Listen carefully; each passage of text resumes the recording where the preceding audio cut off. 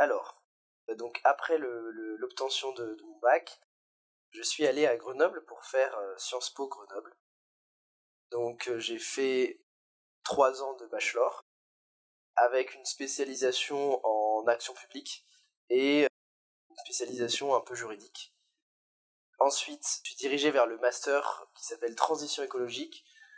Donc c'est un master qui aborde un petit peu les enjeux socio-environnementaux sur tout un tas de thématiques. Ça peut toucher à l'économie, au droit, à la sociologie et aussi d'autres éléments plus pratiques. Et dans ce master-là, j'ai suivi une spécialisation qui s'appelle Transition territoriale. Et donc dans cette spécialisation, il y avait un cours sur l'agriculture et l'alimentation qui m'a beaucoup intéressé. C'était le cours pour lequel on avait le plus d'heures et me voilà ici.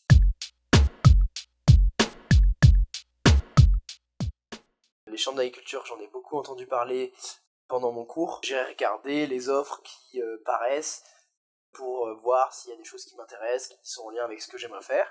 Et une fois que l'offre est parue, je suis tombé dessus et les missions m'ont tout de suite intéressé. Sur le papier, il y avait un côté un petit peu juridique et un côté plus politique. Et donc ça mélangeait un petit peu mes deux dominantes. Donc il y avait une partie plutôt Sciences Po, avec une dominante juridique, en sachant que j'ai fait aussi une licence de droit à distance pendant la première année de master.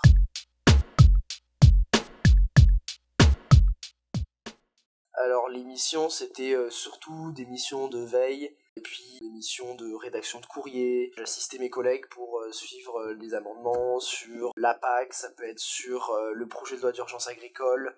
Il y avait un certain nombre de sujets et de missions assez variés. Et puis, il y avait aussi de la coordination de groupes parfois, dans des réunions, ou d'organisation d'événements institutionnels, donc préparation de notes, de synthèses, compte rendu par exemple sur certains sujets. Puis, j'ai aussi mis à jour des cartographies, donc d'acteurs institutionnels, politiques, et notamment, par exemple, d'acteurs qui se mettent en place pour la prochaine élection présidentielle. Voilà mes missions principales.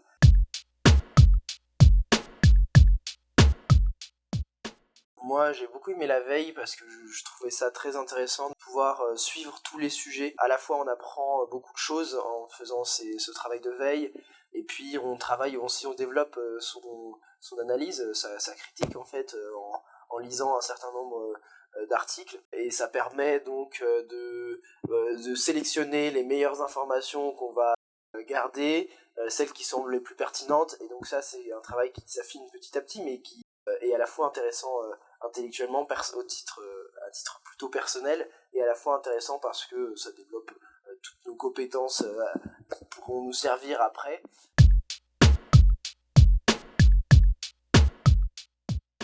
Je connaissais le réseau de l'extérieur, c'est vrai que c'est assez facile de savoir ce que sont les chambres d'agriculture, mais de savoir comment ça fonctionne dans l'intérieur, même je savais qu'il y avait une compétence d'expertise, etc. Mais c'est vrai que je ne pensais pas autant de sujets d'expertise dans le réseau. Et puis même dans le service, il y a un gros travail de dialogue avec les services techniques sur les sujets. Donc selon les législations qu'on suit, selon la préparation des amendements, etc., il y a un travail qui est fait avec certains experts qui vont pouvoir apporter leurs compétences et leurs connaissances pour pouvoir éclairer un sujet.